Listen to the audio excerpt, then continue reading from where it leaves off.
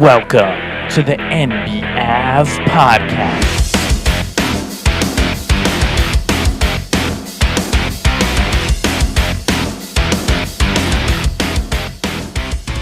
Welcome back to NBAV, the NBA Avenue podcast, where the Celtics narrowly defeated the Indiana Pacers in overtime in Game 1. And this Boston series it's a little weird. Boston's entire run from the beginning of the year till now has been a little bit weird, mainly in the playoffs, because it's hard to evaluate a juggernaut team when they're playing against such inferior competition.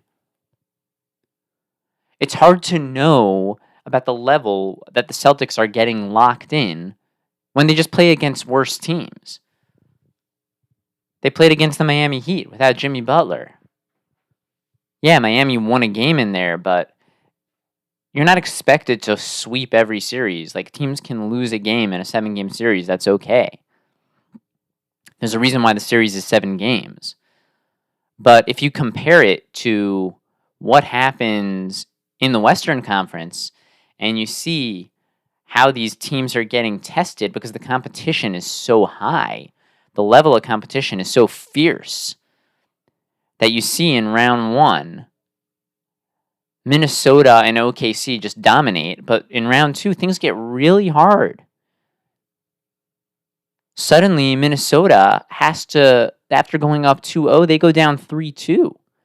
And they have to become another level. They have to hit another playoff level to fight back and not just win the first 2 games of the series, but then also rebound to win the last 2 of the series.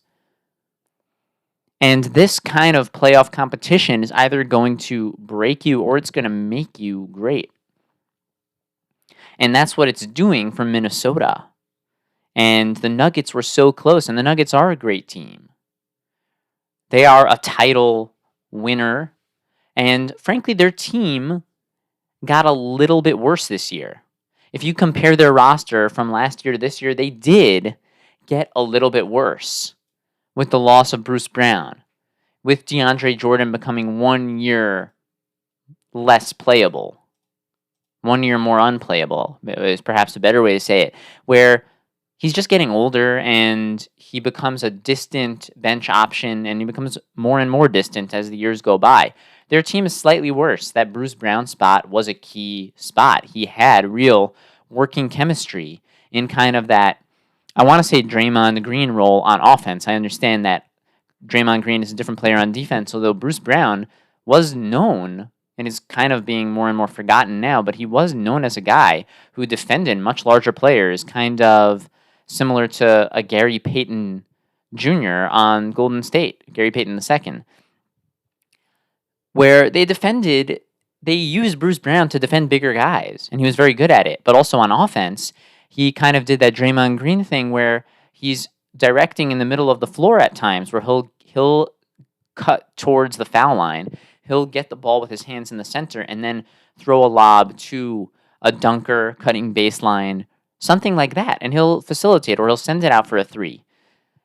And Bruce Brown, chemistry-wise, was a very good fit. Granted, I know that his play contributed to him commanding a lot of money, but if they could get him back on the team, that would be a step in the right direction. Reggie Jackson had good moments throughout the year, and he did pretty well backing up Jamal Murray, but still, I wouldn't say that him moving into the firm backup point guard role was a step up from where the Nuggets were the previous year. The Nuggets certainly took a slight step back, and that slight step back is very well the difference between them winning the championship and repeating and being back-to-back champions, and them losing and getting eliminated, because they were so close to go into the conference finals again. They were 1 game away. They had 2 shots to win that final game to eliminate Minnesota, and they couldn't get it done. They weren't far off. They were really, really close. Really, really, really close. It was a 7-game series, and Minnesota may be the second best team in the league for all we know, maybe the third, maybe the fourth, but they're right up there. And they had to contend with 2 of the best teams going against each other very early on in only the second round of the playoffs. And that little bit of a downgrade in Denver's team made a big difference. And it might be ultimately the reason why they lost the series. Because if they were a little better, a little stronger, there's a good chance they would have won. But regardless, getting back to the point that we were making, you look at the series in the Western Conference and you see Oklahoma City against Dallas and Minnesota against Denver, and these teams are going against teams that are evenly matched or very close to evenly matched. Whereas Boston, it's like, okay, Boston plays Miami. Boston, without Jimmy Butler, without other guys, without Terry Rozier, Boston plays a Cavaliers team. They're somewhat healthy at the beginning, although not really because Donovan Mitchell was never healthy and Jared Allen was never healthy. And then Donovan Mitchell ends up not playing in the last couple of games of the series. And it's kind of a foregone conclusion that Boston is going to win. And now Boston's playing Indiana. And although Indiana put up a great fight last night and perhaps could have won the game, perhaps should have won the game, it's a foregone conclusion that Boston is going to win the series. And even if Boston would have lost last night, everyone would still think that Boston is going to win the series. So it just becomes weird. And ultimately, it's not good for the league.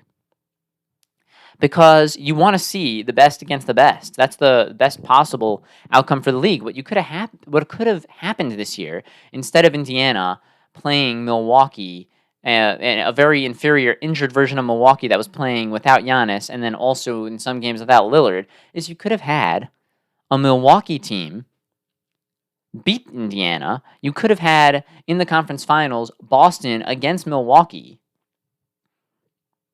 where you would have had a healthy Giannis, a healthy Lillard. You would have had Middleton looking like his old self, along with Brook Lopez, Bobby Portis adding some defense, and Connaughton coming off the bench,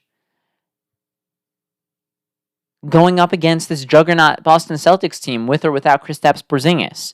And that would have been an incredible conference finals. That was kind of the conference finals that we were leading up to for the entire year. I know that Milwaukee didn't play great down the stretch of the season, but if you have them all healthy and they make it to the conference finals, Milwaukee had a championship roster, and so does Boston. So that would have been the best thing for the league. Or at least if Milwaukee couldn't have made it, then maybe you'd get the Knicks, where the Knicks have Brunson, and if they had a healthy OG, their record was percentage-wise right at the top of the league in games that OG played. They barely ever lost any games with OG. And if you had healthy Mitchell Robinson, the best offensive rebounder in the league, along with Hartenstein and Ochoa and McBride and Dante and Hart and all of these guys, I mean, that would have been a great series against Boston.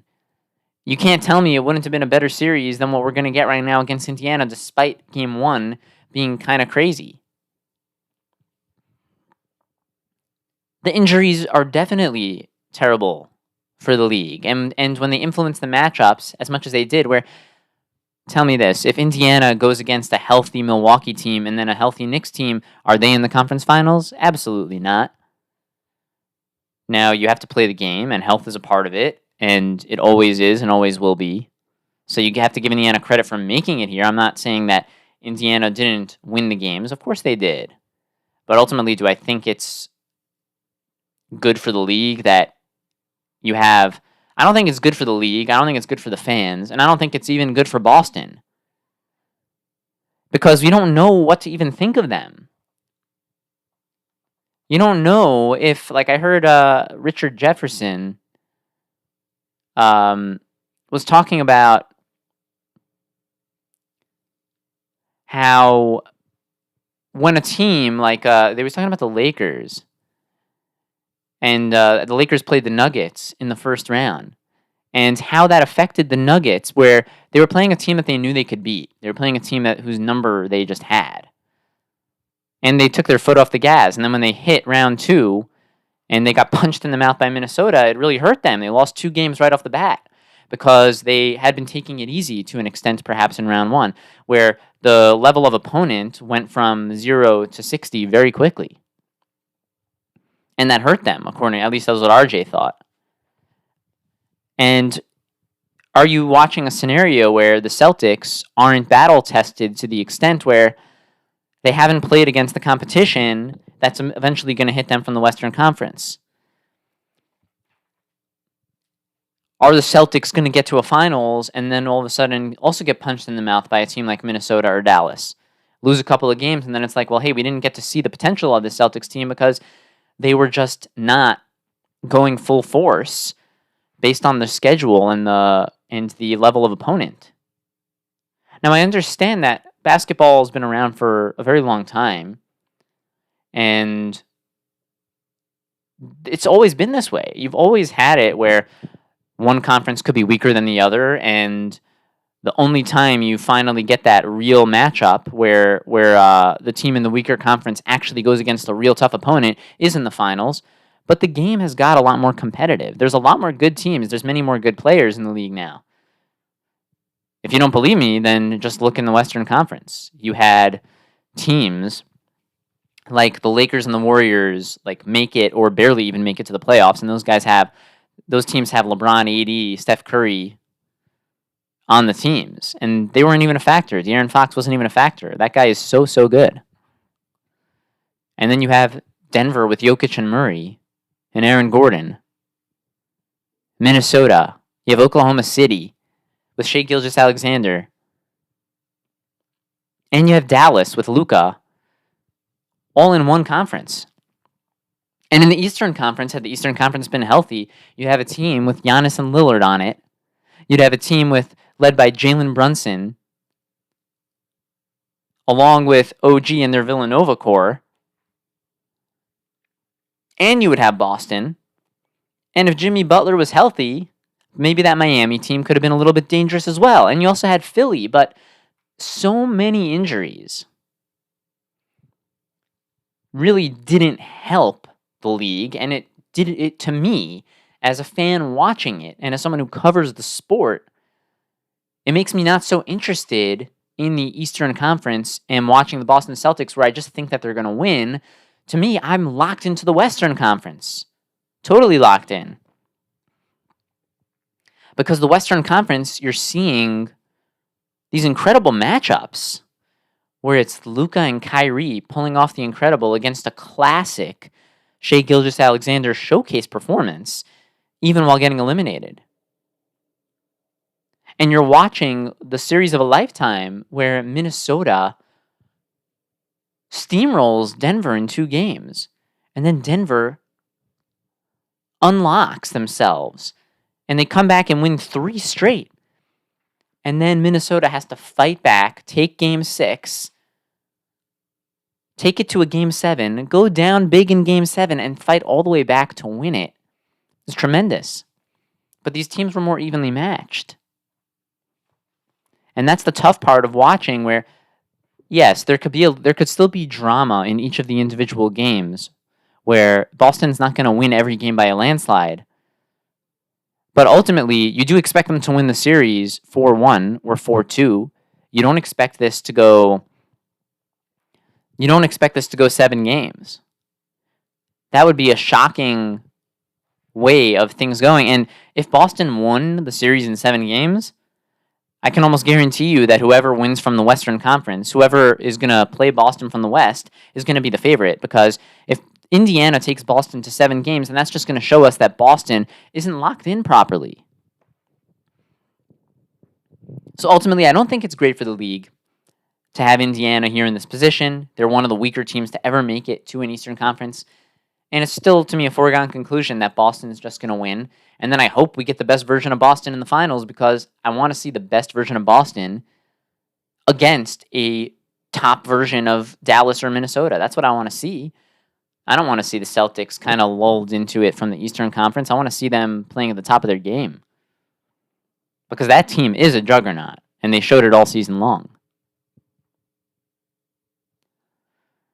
Now, to recap, just let's talk about the Knicks a little bit. Something that's really strange is the Knicks made this OG Anunoby trade, and they won virtually every game that OG was on the court. And then they eventually made it to the playoffs. OG came back from his injury. He had the elbow surgery, and then he got injured again, and he wasn't able to play in this series. He tried to come back in Game 7, and he couldn't move. But if you really think about it, something that I realized is that if the Knicks had never traded for OG Anunoby, they may actually be in the Eastern Conference Finals right now. And I'm not saying that I wouldn't make the trade. Of course I would. I think OG on this team is an unbelievable fit. Way better than Barrett and Quickly. OG, with what he does on defense and the consistency on offense as well, and the physical, tough player that he is, he's perfect for this Knicks team, and that's why they won almost every game where he played. But considering how unhealthy he's been and how injured he's been, if you would have had Barrett and Quickly, I can almost guarantee you both of those guys would have survived the series. And the biggest problem for the Knicks in the playoffs was health. Having Barrett and Quickly would have been sensational for them because they would have been on the court. And although OG's the better player and the better fit and the guy who will contribute to more wins as long as he's on the court, he wasn't on the court. He was injured for this whole series, basically against Indiana. He was injured, well, in all the games the Knicks lost, except for that crazy prayer of a game 2. Was it game 2 or game 3 where Nembhard hit the crazy shot at the end? But ultimately, it's just strange to think that if the Knicks hadn't made the trade, they may actually have gone further. Now you'll say, well, hey, if the Knicks would have not had OG, they would have maybe played Boston earlier, and maybe they would have got eliminated anyway. Maybe, but maybe also if the Knicks didn't have OG, the Knicks probably wouldn't have had the 2 seed. They probably would have been a little bit lower down, and they could have ended up playing Orlando or Cleveland. And they could have, who knows how things would have ended up rolling out. Maybe Philadelphia ends up playing Boston in round 2. And, the Knicks get an easier road to the conference finals. Now, I would still say throw all that in the trash because it doesn't really matter. OG is the better fit for this team. And you can't bank on saying, hey, OG is not going to be healthy, so better to keep Barrett and Quickly. OG is the fit for this team. And I would definitely re-sign him in the offseason. And I think the move for the Knicks is that you trade Julius Randle, Julius Randle's a good player. And frankly, I think that Randle, in what he was doing this season, I think he became the best version of himself that we've seen so far. Being the number 2, being the sidekick to Jalen Brunson. Now, I don't know if Randle ultimately wants to be the sidekick forever or if he thinks of himself as really mainly more of a star, but it's clear that in New York he's not that. Now, Randle is a good player, and in games where Jalen Brunson is being guarded really closely and he's not able to do what he always does, when Randle's able to come in and score, that's really great for this team. But would I say that Randle's the ultimate fit for this team? Not really. I don't think Randle fits this team like OG does. But the guy who would fit this team is Bridges from the Nets. That's not even a question. Mikal Bridges would complete this unit, and it would be like nothing we've ever seen before. Not only because he's literally the perfect fit. He's the Villanova guy. He is the great defender. He's a great three-point shooter, could create a little bit on offense, and he fits with Brunson, Hart, and Dante in a way that Julius Randle never will to that level. But also, he's an Iron Man. He doesn't ever miss a game. And for a Knicks team that has guys like OG Anunoby, who are pretty injury-prone, and Mitchell Robinson, if you would have a guy like Bridges, who would be guaranteed to suit up for you every single night, think about how that would impact the minutes and how much less you would have to, how many fewer minutes you could play Hart and DiVincenzo and Brunson.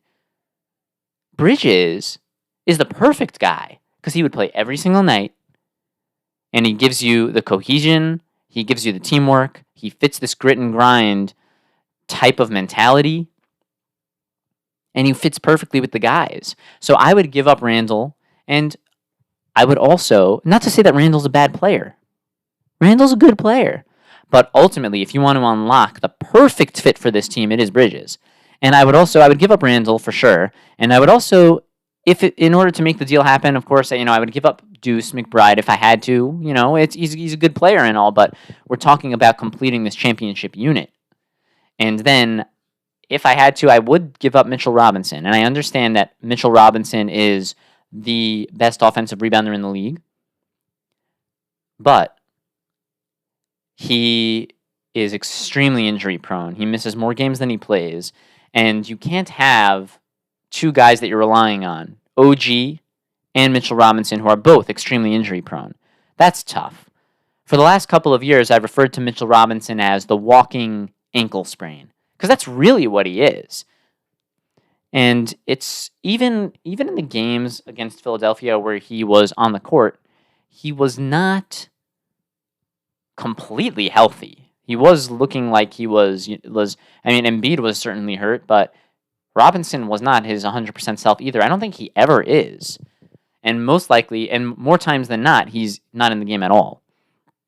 So I understand you want to keep Robinson. Some people want to keep Robinson, but I would ultimately trade him if it resulted in bringing back Bridges. Because I think if you bring back Bridges, you can find another center who will be really good on this team. But this team is not a team that focuses on the center as the top position. Now, I understand. You may lose Hartenstein. You may lose Robinson in a trade. You'll still have Ochoa, and Ochoa is very good.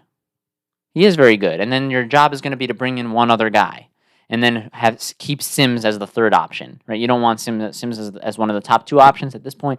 You want to keep him as the third option. So I think I would do that.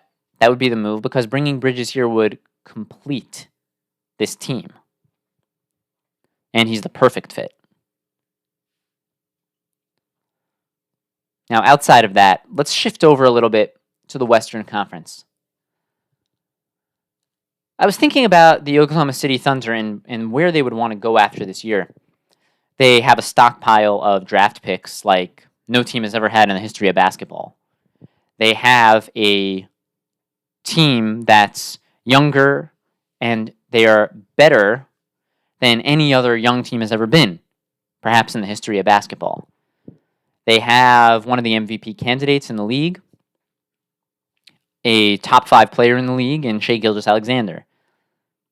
They have a clear number 2 player in Jalen Williams, J-Dub, and then they have a whole plethora of talent around them. This is a team that has a bounty that they can use to go get a real star to put on this team to complete the team. Now, I don't think there's any team in the league that's going to be able to make a trade for, a Jokic or a Giannis or a Luka. Those guys are going to be untouchable no matter what. But what you do have happening in Phoenix right now is Phoenix is realizing, hey, we kind of have a changing of the guard coming. Bradley Beal has a no-trade clause. And for the first time, you were hearing rumors of Devin Booker, maybe there's a chance that he could be traded. Now, I don't really think that they would want to do that because he is the Phoenix guy, but it hasn't exactly been a great run with him. They were in the dumpster for many years, and then Chris Paul came to the team. They became one of the best teams in the league. They went to the finals. They went to a conference final. They went to the semi-conference finals. They lost in Game 7, very embarrassingly, to Dallas. But now they kind of trended back downward. And if you're not going to run it back, you have two aging guys. You have Durant, who's aging. You just have Durant, who's the aging guy. And then you might be considering giving up Booker if you could completely revitalize your draft picks and gear up to get a whole bunch of good guys and start rebuilding the team. If you don't think that you're ever going to be able to win a title with this nucleus. And if Booker can be traded, there's the Thunder are the team that can go get him, because the Thunder can overwhelm Phoenix with draft picks. And I understand that Phoenix may not want draft picks in this upcoming draft because it's known to be a weaker draft, but they can give you draft picks next year, the year after, the year after that, the year after that. They can just overwhelm you with picks, and they can also give you players who really could become really good players in the league. They can give you Josh Giddey. They can give you the other Jalen Williams. They can give you Ousmane Dieng, who is playing well in the G League, right? They have probably more talent down there, and they have other guys on the roster. They could put together a crazy package with 5 first-round draft picks and several other solid young players in exchange for Devin Booker. And Devin Booker, what he would do for the Thunder is, Booker has always been the number one player on his team, at least up until Durant came in. And then even when Durant came to Phoenix, Booker was still sort of viewed as the number one, at least for the first season, because he was, at least this is the vibe that I got, and I've been to Footprint Center many times and watched them play in person. And Booker is the Phoenix guy. So he has a little bit of the, hey, this was my team for so long, so yeah, you can walk in here and be this instant bucket, Kevin Durant, but this is still my team. Then, as it got towards the end of this year, it kind of started for the first time, even in Phoenix, to feel like Durant is the clear number one. That was sort of how it was feeling to me by the end of this year, and then ultimately it didn't really work out either way. Obviously, Phoenix getting swept in the first round by Minnesota, well, although that is starting to age a little bit better, considering that Minnesota is still around and they just beat the previous year's champion, so it's starting to look a little bit better, but still massive disappointment. So if you take a look at it from that perspective and you say, well, hey, maybe we keep Kevin Durant, we trade Devin Booker, and we just get a whole new retooling of a whole bunch of young talent, or maybe we even trade Kevin Durant as well, and then you get a whole nother slew of picks and players, and then you go from there and you tell Bradley Beal, like, hey, Bradley Beal, what are you doing on this team? I know you have a no-trade clause, but maybe you have no interest in being here anymore now that your partners in crime are gone, and then maybe you trade him, and you get a whole nother bunch of draft picks and a whole nother bunch of players for him as well, although he will be tougher to trade for sure, considering his contract and that he's not really worth what he's getting paid. But if there's any team that I think that can make a push for Devin Booker and be successful and actually get him, it would be Oklahoma City, because they can offer more than maybe anyone ever has been able to offer in a trade in the history of the entire NBA. Now, you might also say, well, hey, Devin Booker hasn't exactly panned out so far to be that championship level player. Well, I would say he did make it to a championship, and he did nearly make it to a second Western Conference Finals. But also, he's always had to do this, except for the last year or two where you could say maybe Durant, but he was always the best guy on his team. If you took Devin Booker and you traded him to Oklahoma City, he would not be the best player on that team. He would be the clear sidekick to Shai Gilgeous-Alexander. Not only that, Devin Booker wouldn't be asked to play point guard at all, because Shai Gilgeous-Alexander would be the point guard. Yeah, maybe there would be times where Booker would be on the floor without SGA, sure. But in terms of the main minutes, Booker would not be handling the ball majority of the time. And we've never seen Booker in a clear sidekick role. It could be that the same way there are players in the league like Kyrie Irving, where Irving maybe could be the best player on some teams in the league. He's really a sidekick. He's an incredible sidekick, like he was to LeBron and like he is to Luka right now. And when he was the top guy on Boston, it didn't really work out for him. Right, when you had a young Tatum and a young Brown, and it was clearly that Kyrie was the number one player on the team at the time. I don't know if he would still be that way today. Tatum would probably be the better player. But as a sidekick, Kyrie is sensational. And as a sidekick, you might see that Devin Booker is, well, hey, he's right at the fringe of the bottom of the number one players in the league in terms of if you want to win a championship, right? Like, he's not Luka, he's not Jokic, he may not be Anthony Edwards, he may not be a Joel Embiid, let's say, but if you have him as the number two, wow, I mean, that would be something super impressive. He might surprise you with just how great of a sidekick he can be, because you have a different expectation at that point. So just imagine having an Oklahoma City Thunder team that has Gilgeous-Alexander with Devin Booker as the other guard and the scoring ability that comes with him, and then having J-Dub on top of that, and still having Chet Holmgren, still having Lou Dort, and then maybe you trade some of the other guys. and a whole bunch of the other draft picks, that is a fast track to maybe going all the way to the finals next season. So I would really like to see. I think Booker would be better suited on the Thunder, and I like Bridges over on the New York Knicks. Now, another great team to get Devin Booker would be Orlando. Orlando has Franz Wagner that they could give up in a trade, and you could give up Carter and Suggs. I don't know ultimately if they have enough, which is why I would say that the Thunder are better suited to get him because they actually have the ammunition to really put together an incredible once-in-a-lifetime offer for him. They could actually overpay on Devin Booker. It's hard to imagine that there are many teams in the league that even have the assets to overpay for Devin Booker, considering how high his value is. But the Thunder could actually do that. Now, there was another point that I wanted to make, and this is in a bit of a different vein, but talking about the Western Conference.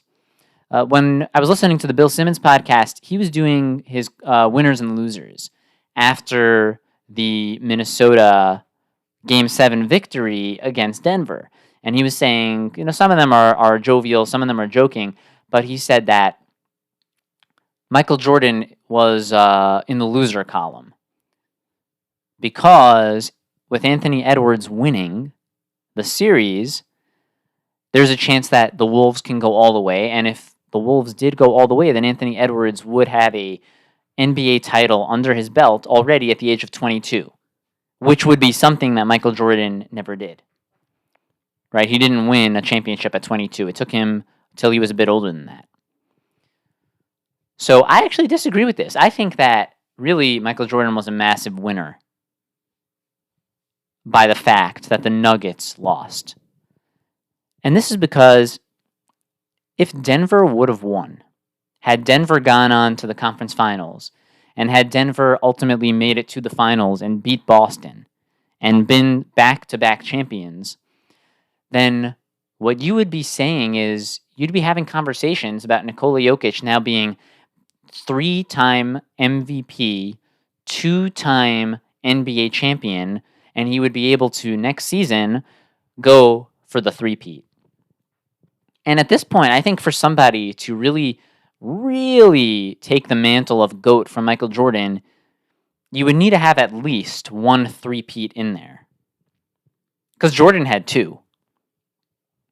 And it's so hard to win a championship. And it's mega difficult to win back-to-back. We're talking about 3. We're talking about back-to-back-to-back, which Jordan did 2 times. The Nuggets were going for their second one. Had the Nuggets won it, then they'd be going for a third. And then if Jokic is able to win 3 and go on a three-peat, well, then now you have somebody who is still young in his career who can now say, well, hey, maybe 4. Maybe by the end of my career I have as many championships as Jordan. Plus, I'm the center. I'm a big man. I have the passing, the shooting. I'm the best player on my team. I have a whole bunch of MVPs.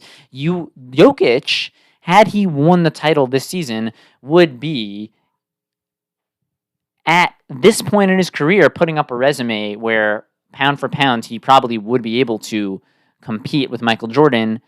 Then, granted, he would have to win the third. He would have to go and win a 4th and a 5th, and then sort of get into that conversation. But now that Jokic lost, it's going to be really, really, really hard for him to get into that Michael Jordan territory. So I think Michael Jordan really was a big winner, because if Jokic had won, then this would be at least a discussion that where's the ceiling for Jokic? The ceiling would really be that he could be the greatest of all time. That would be the ceiling. He may not get there. But now that Jokic lost this, it's going to be very hard for him to win enough championships to dethrone Michael Jordan ever. So I think Jordan can look at this and say, well, there's really nobody in the NBA right now that is even close to being in the conversation, right? Like, you have LeBron, of course, and LeBron has his 4 championships. He did win back-to-back, but he never won back-to-back-to-back, which to me, in order to really take away Michael Jordan's title as the GOAT, you have to at least have one three-peat in there, because the three-peat is this almost impossible thing to do, and he did it 2 times. So if you want to say that, hey, well, look, Jordan has 6 championships, well, maybe if LeBron would have 5 championships, he could still have other accolades which could put him over Jordan. But I still think LeBron would need a three-peat in there, which is why I think LeBron is never going to be better than Jordan. because you would have needed to have that three-peat. And ultimately, the difference is LeBron not winning 3 out of 4 in Miami or 4 out of 4 in Miami is really what does him in the Michael Jordan versus LeBron debate. It's the fact that he didn't win enough of those championships. Only winning 2 out of 4, only splitting the difference in Miami is ultimately what costs him. So now that Jordan is past to the LeBron, where LeBron's not going to pass Jordan on the GOAT, at least in my opinion and in many other people's opinions.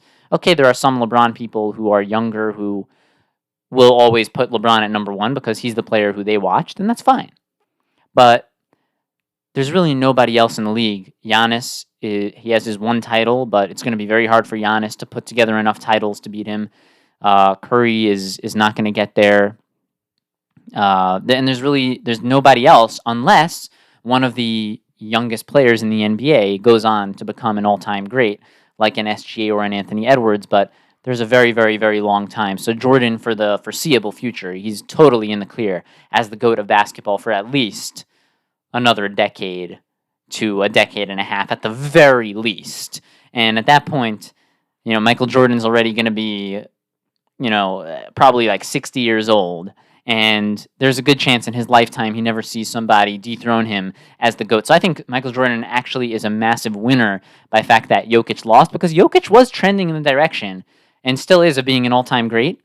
And had he won back-to-back and would have been able to go for a three-peat, he would have really been at the top of that Mount Rushmore. At least he would have been climbing Mount Rushmore. That would certainly be on the table for him, which now it isn't. So unfortunate for Jokic, but hey, they really they really faced a tough team in this Minnesota Wolves team. So in terms of the prediction for Minnesota versus Dallas, which game 1 is tonight, and it's going to go through Minnesota.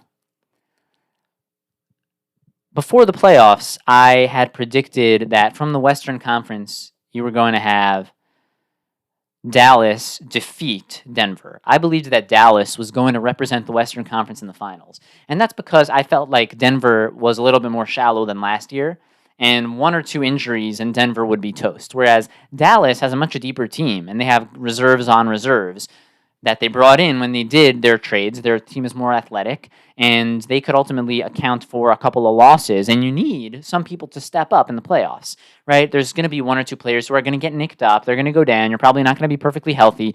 And the Nuggets didn't really have enough to account for that, whereas I felt like Dallas did. So I picked Dallas to go to the finals.